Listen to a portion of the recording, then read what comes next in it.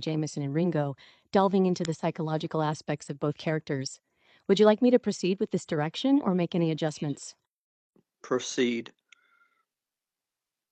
Detective Jameson stood outside the latest crime scene, a dimly lit alleyway in the city's downtown area. The rain poured down, casting a gloomy shadow over the entire block. Forensics was still collecting evidence, but Jameson knew what he'd find: a small ring with the initials JGR, just like the others.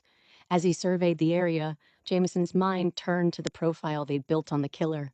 John Gustavo Ringo was a calculated and meticulous individual, always leaving behind just enough evidence to keep the police guessing. But what drove him? Was it a desire for notoriety or something deeper? The investigation led Jameson to Ringo's neighborhood, a rundown part of town where the streets seemed to whisper stories of desperation. Jameson knocked on the door of Ringo's apartment, and after a brief moment, it creaked open. Ringo stood before him, his eyes piercing and calm. Jameson flashed his badge, and Ringo stepped aside, allowing him to enter. The apartment was sparse, with only a few pieces of furniture and no artwork on the walls. It was as if Ringo was just passing through, not really living. Jameson began to question Ringo, but he seemed cooperative, almost too cooperative. As the conversation went on, Jameson couldn't shake the feeling that Ringo was playing a game, hiding in plain sight. Suddenly, Ringo leaned forward, a hint of a smile on his lips.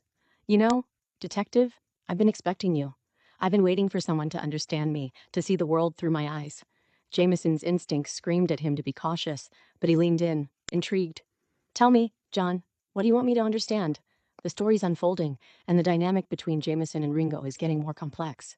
Would you like to see where this goes, or would you like to shift the narrative in some way? I'd like to see where it goes. Ringo's eyes seemed to glaze over, his voice taking on a faraway tone. "You see, Detective, I've always felt like I'm just a reflection of the world around me. People wear masks to hide their true selves, but I'm just more honest. I show them what's beneath the surface." Jameson kept his expression neutral, but his mind was racing. This wasn't the first time he'd encountered a killer who justified their actions as some twisted form of revelation. Still, there was something about Ringo that didn't quite add up. As the conversation continued, Jameson noticed a faint scar above Ringo's left eyebrow. It looked like a surgical scar, not the kind you'd get from a fight or an accident. Jameson's curiosity got the better of him. "What's the story behind that scar, John?" Ringo's gaze flickered, and for a moment, Jameson saw a glimmer of something else: fear, maybe, or vulnerability. "Just a childhood accident, Detective. Nothing more." The tension in the room shifted, and Jameson sensed he was getting close to something. He decided to push a bit harder. "John, I think you're hiding something from me. Something important." Ringo's smile returned, wider this time. "Oh, Detective, you're just starting to scratch the surface, but I'll give you credit, you're closer than anyone else has ever been." The air in the room seemed to thicken, and Jameson knew he needed to tread carefully. He wasn't sure what Ringo was capable of, but he was determined to find out. "Would you like me to keep going, or do you have any specific directions you'd like the story to take?" Keep going.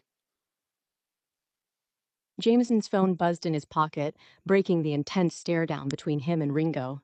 He excused himself, stepping outside to answer the call. It was the forensic team, and they had some news.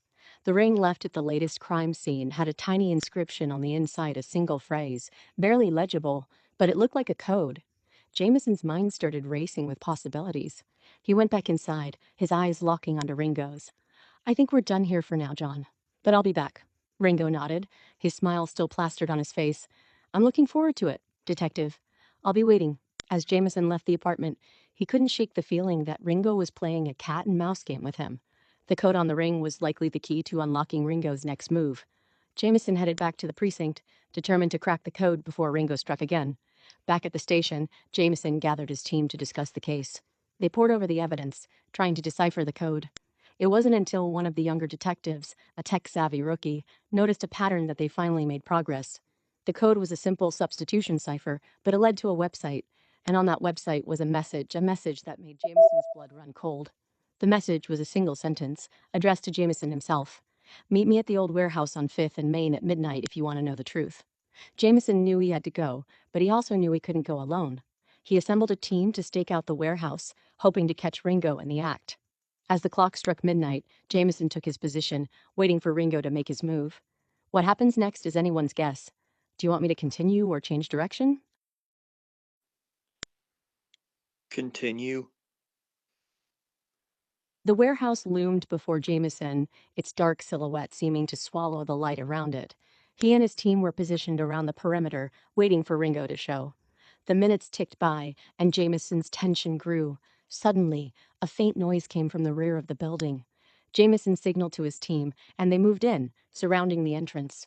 Ringo stepped out of the shadows, a small smile playing on his lips. Ah, detective, right on time. I knew you'd be curious. Jameson's hand rested on his gun, his eyes locked on Ringo's. What's this truth you're supposed to tell me, John? Ringo chuckled, the sound low and menacing. Oh, it's not just about the murders, detective. It's about the city, the people, the facade they all wear. I'm just a symptom of a larger problem. Jameson's grip on his gun tightened. What are you talking about, John? Ringo took a step closer, his eyes glinting in the moonlight. I'm talking about the rot at the core of this city, detective. The corruption, the lies, the masks people wear to hide their true selves. I'm just a reflection of that rot. The air seemed to vibrate with tension as Jameson processed Ringo's words. He wasn't sure what to believe. Was Ringo a calculating killer or a twisted visionary? The sound of sirens echoed in the distance, growing louder. Ringo's eyes flickered towards the noise, and for a moment, Jameson saw a glimmer of panic. It seemed Ringo hadn't planned for the police to surround the warehouse.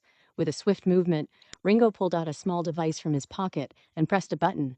The sound of sirens grew louder still, and suddenly the warehouse was bathed in flashing lights. Jameson's team hesitated, unsure what to do. Ringo took advantage of the distraction to slip away into the chaos.